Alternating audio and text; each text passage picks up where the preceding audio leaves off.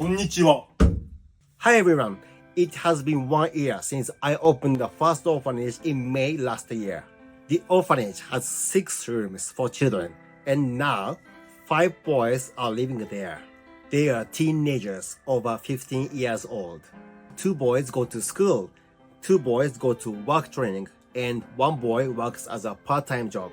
They are working hard to become independent in society.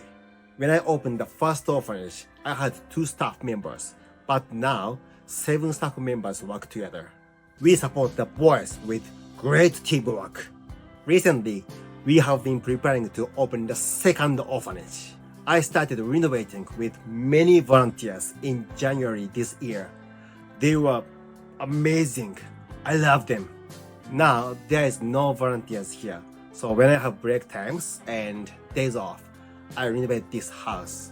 The renovation will finish next month, so I will open the second orphanage in August this year. Thank you so much for all your support. I couldn't open orphanages if I didn't have your support. Me, staff members, and orphans are really happy that we have a lot of support from all over the world. Thank you so much.